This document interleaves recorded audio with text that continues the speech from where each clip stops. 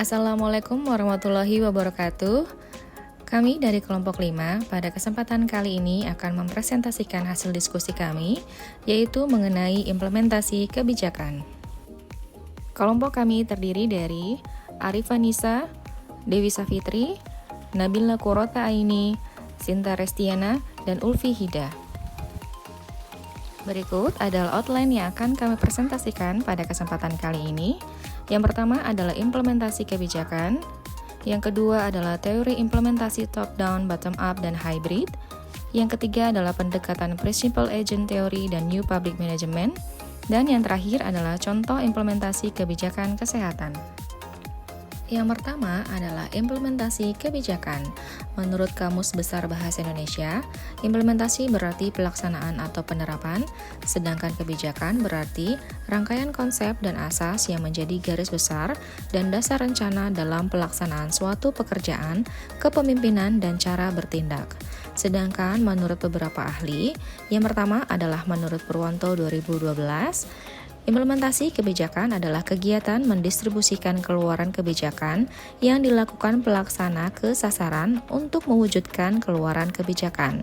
Yang kedua, menurut Pressman dan Wildavsky 1984 dalam Pudel 2009, implementasi kebijakan adalah proses interaksi antara penentuan tujuan dan tindakan untuk mencapainya.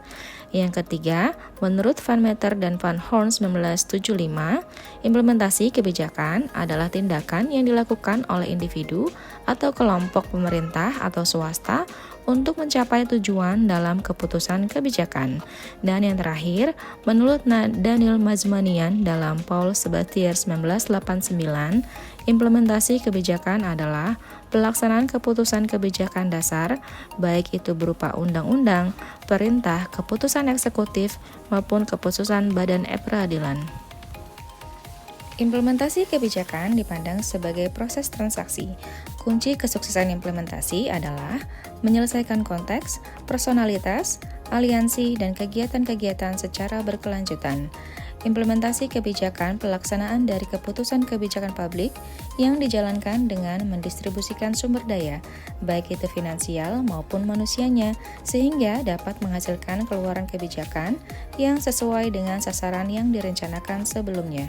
Meskipun rumit, implementasi kebijakan merupakan proses yang sangat penting dalam proses kebijakan publik.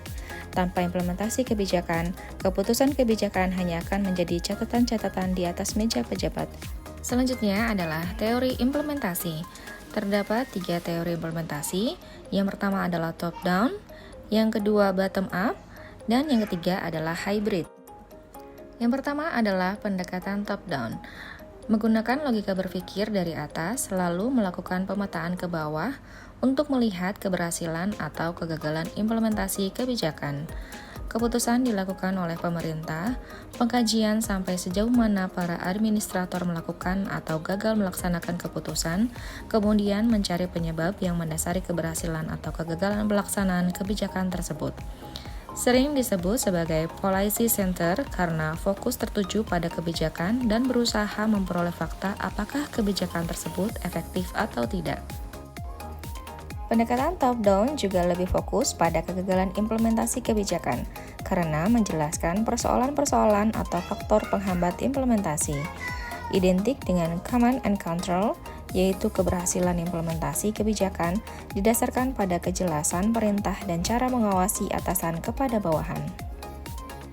Selanjutnya adalah pendekatan bottom-up. Pendekatan bottom-up dipelopori oleh Elmore 1978-1979, Lipsky 1971, Berman 1978, Yern, Hahn, and Porter 1978. Muncul sebagai kritik terhadap pendekatan top-down.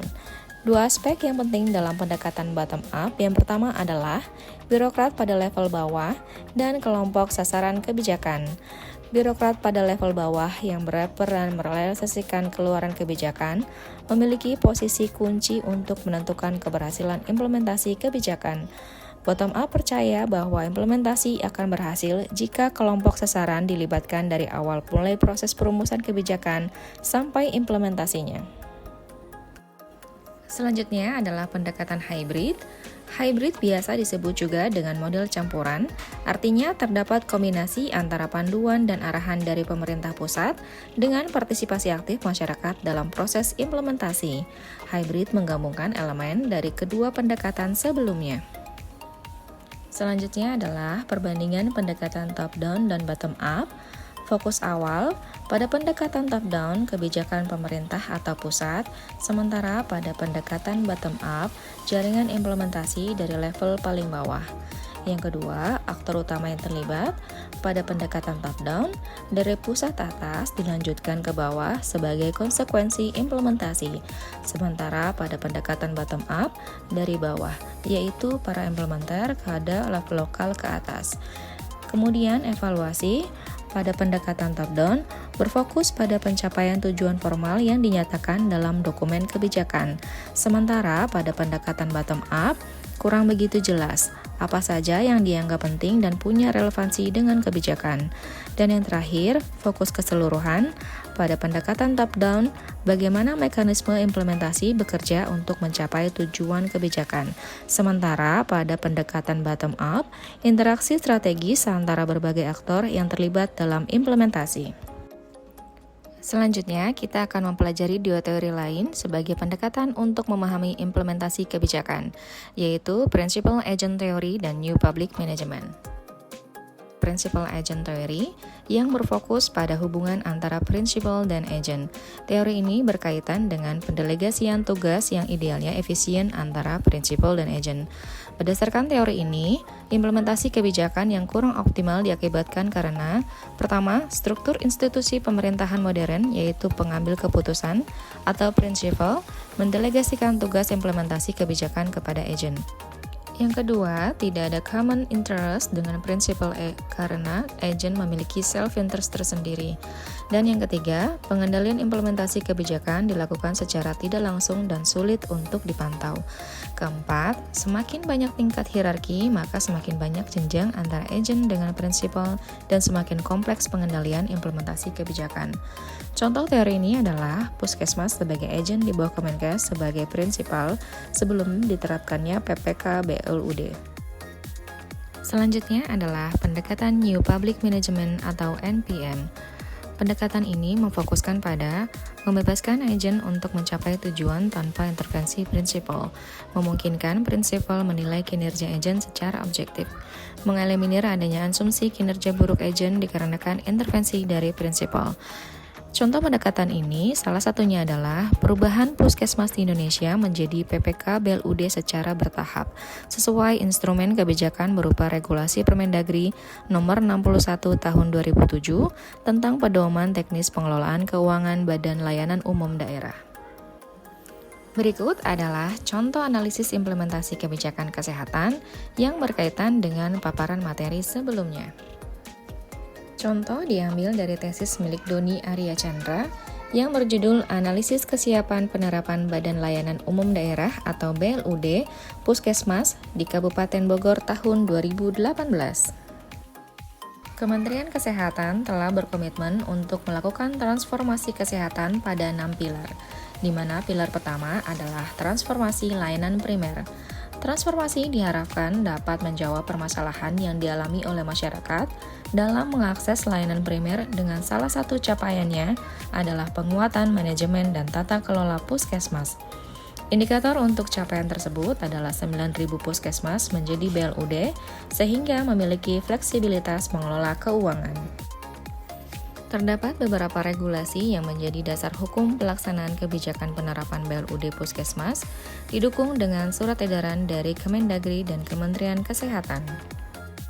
Teori implementasi kebijakan BLUD Puskesmas di Kabupaten Bogor sejalan dengan pendekatan top-down karena, yang pertama, implementasi kebijakan berjalan linier dari kebijakan publik, pelaksana, dan kinerja kebijakan publik. Yang kedua, Penelitian ini termasuk policy center karena fokus tertuju pada kebijakan dan berusaha memperoleh fakta apakah kebijakan tersebut efektif atau tidak dengan melihat kesiapan puskesmas dari segi sumber daya manusia, anggaran, sarana, serta peraturan untuk ditetapkan menjadi BLUD. Dan yang ketiga, penelitian ini juga berfokus pada kegagalan implementasi kebijakan karena menjelaskan persoalan-persoalan atau faktor apa saja yang menjadi penghambat dalam proses persiapan dalam penerapan BLUD Puskesmas di Kabupaten Bogor. Sedangkan hubungan antara puskesmas sebagai agen dan pemerintah pusat sebagai prinsipal adalah teori New Public Management. Karena yang pertama, membebaskan puskesmas untuk mencapai tujuan tanpa intervensi pemerintah pusat.